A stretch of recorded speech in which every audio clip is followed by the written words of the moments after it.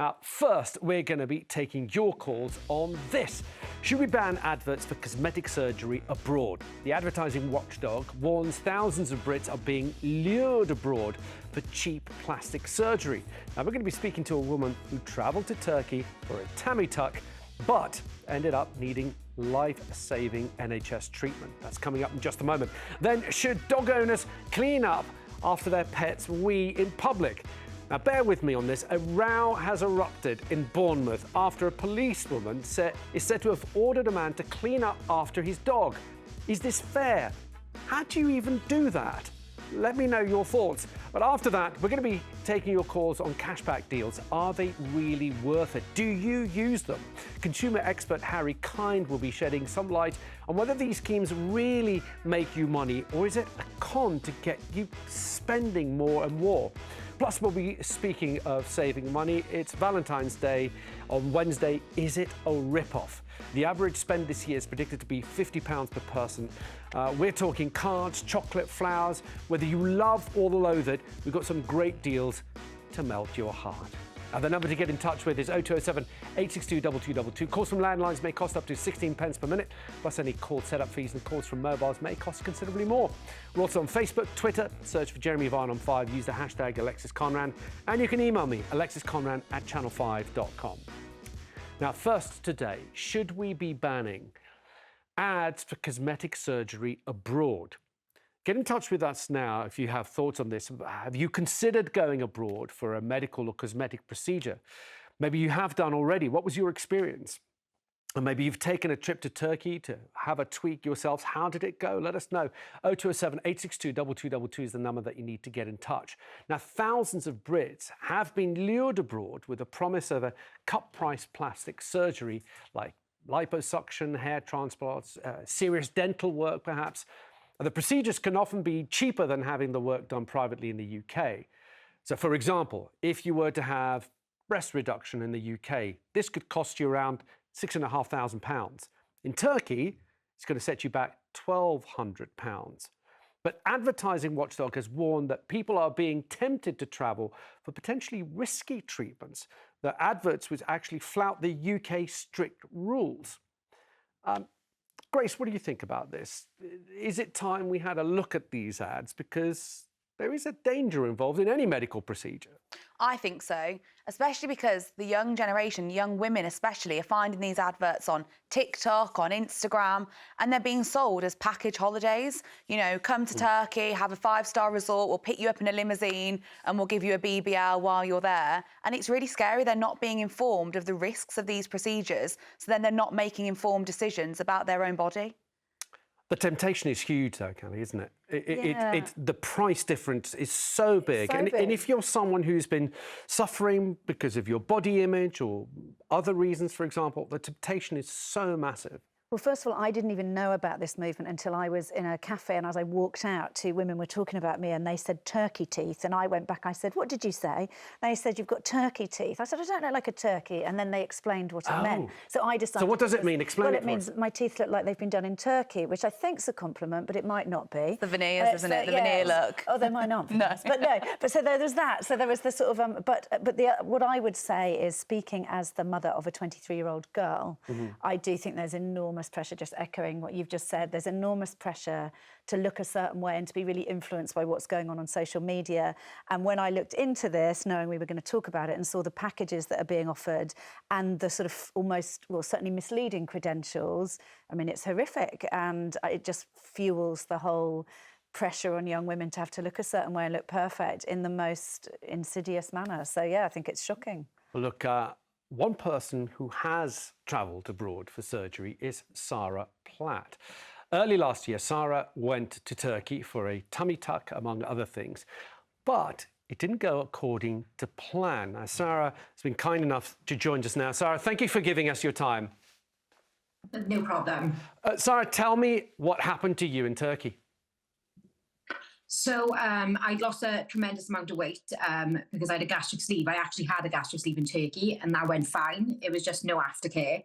And I lost my weight so quickly. I had the gastric sleeve for health issues because I needed an emergency hysterectomy, which I was able to have.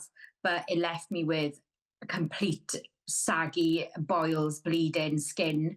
So I went to Turkey to have a tummy tuck and an uplift and implant. And then I was supposed to be going back 6 months later to have my arms and my sides done. And when I was down theatre, he done everything together, everything.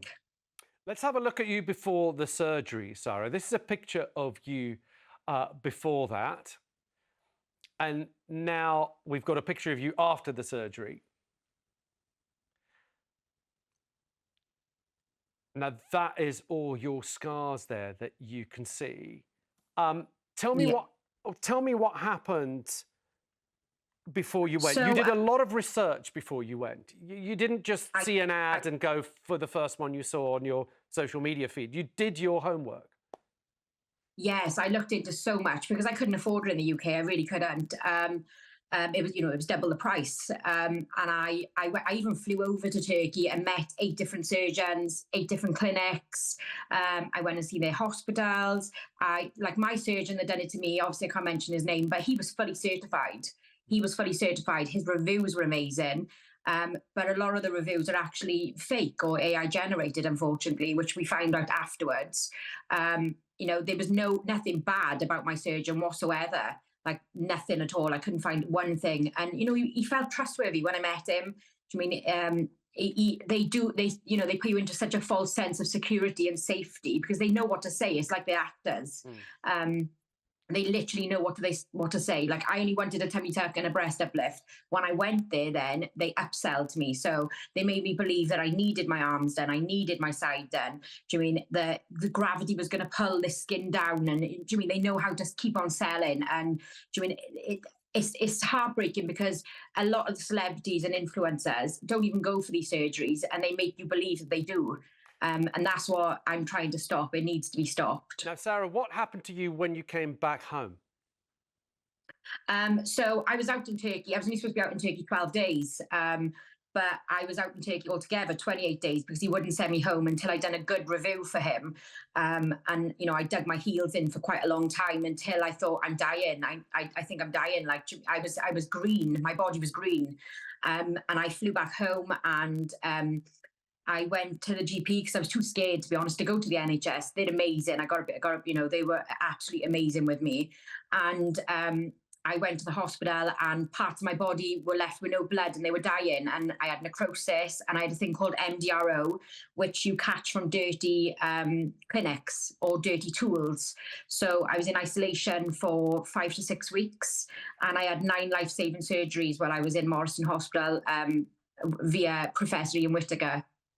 Sarah, it's an extraordinary story. Stay there because we've actually got Ian Whittaker from the British Association of Aesthetic Plastic Surgeons with us.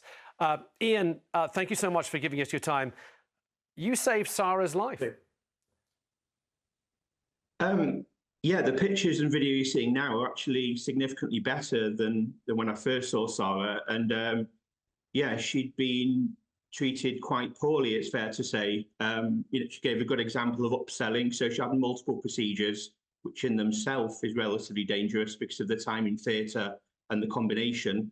And she had significant infections of her breast implants. She had lots of her skin that was infected and dying. And as you say, it needed quite extensive initial surgery and then multiple surgeries afterwards to get her, to where she is now. How common is this, Ian?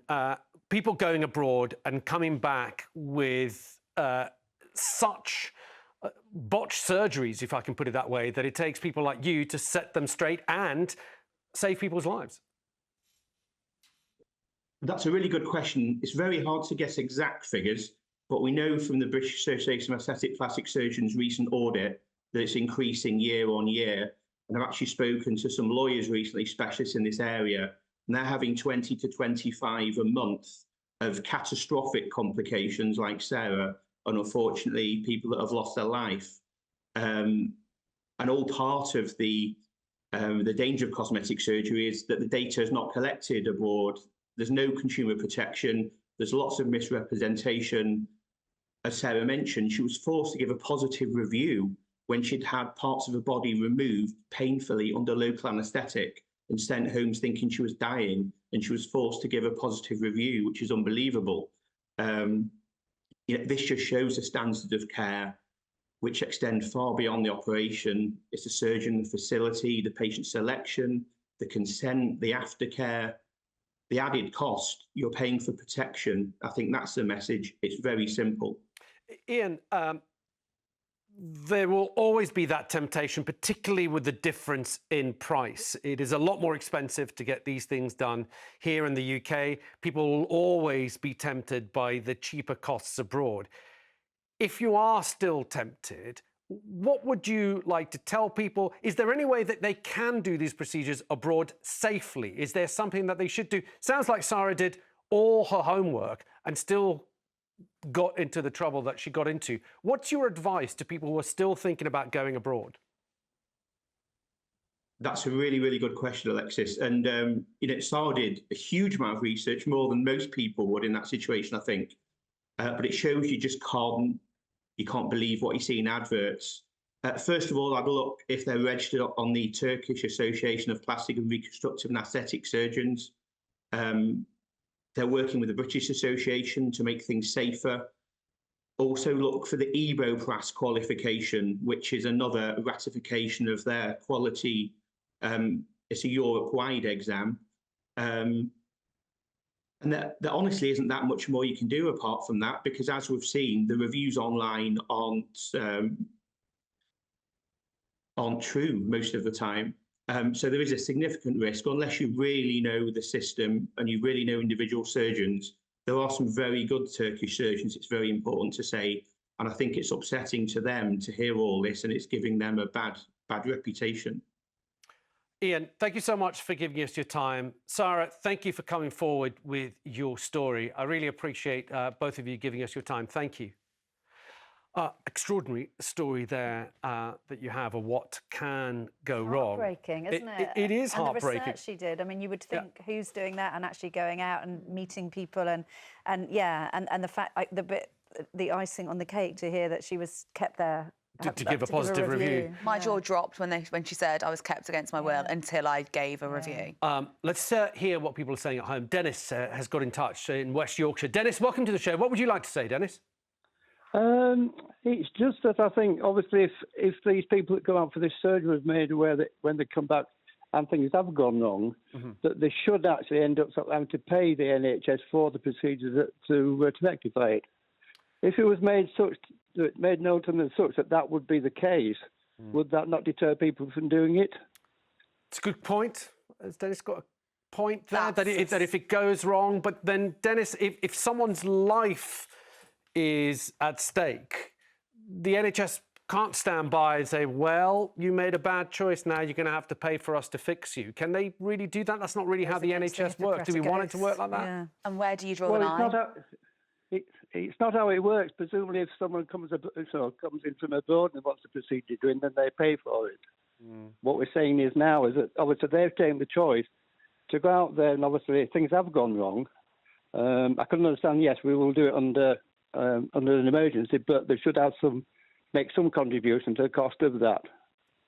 Whether that's covered by insurance or not, or whatever, but it's... But then you can say the thing for smokers and any lung treatment they need to have, for people that are overweight, for any health-related issues that arise out of that. Lifestyle can impact your health in many aspects. I don't think it's fair to punish people that are just going for elective surgery when there is an abundance of choices we can all make that might require us needing medical attention later down the line. Wasn't it connected as well that she needed to have that surgery in order to then have a hysterectomy, and she couldn't afford to have it in the UK? So it looks like she was also in a bit of a legitimate medical bind, that part of it wasn't cosmetic and actually was necessary for some other medical underlying condition. I can see, though, how Dennis and other people watching that might think, well, you've gone for a cosmetic surgery, albeit in this case it was mixed, whether it was just cosmetic, but a lot of people do go for just cosmetic surgery. And if it goes wrong, because you've gone to have it somewhere quite cheaply and you come back here and now the NHS has to fix you. It's a burden on the NHS that works. It's a burden on the NHS that works 11 operations. That's an extra burden on the NHS, but then again, you know, You can't the NHS penalise can't someone, start putting ethics in the middle because, as you said, that opens up a whole different discussion. Dennis, thank you, though. Good point. Michael in Derbyshire. Michael, welcome to the show. What would you like to say, Michael? Well, in 2019, we actually lost a son. He went to Turkey for an operation for a gastric sleeve. And we was told by the surgeon, when we actually found out he'd actually passed away in Turkey, that he'd died of cardiac arrest, low blood pressure, he'd had a stroke. But then when we actually received his body back into England, the English coroner actually turned around and told us that he'd died of internal bleeding. Oh, Michael, I'm so sorry. I'm so sorry. Had he done all the research of who he was going to see? Well, how did he get to find out about the procedure in Turkey? Well, he actually went online a week before and was looking for cosmetic surgery in Turkey because he'd always been a big sort of lad, you know, big overweight, and he always struggled with his weight towards his, after his teenage. And he went online and he was looking for different surgeries and stuff, and he found one I think it was during the week, and he told some of his friends that he was planning on going, but never told us. Oh. We didn't know until the Saturday that he'd actually booked it, or he was going to book it, and he went on the he went on the Monday morning, and then he had the operation the Tuesday morning, and he was expecting me to pick him up from the airport on the Friday. Michael, I'm so sorry, Michael. I'm really sorry. I'm very glad that you called. I'm assuming that then you would agree with what we're asking and what Sarah's been calling for, which is a ban on these ads for cosmetic surgery abroad. Oh, definitely, 100%.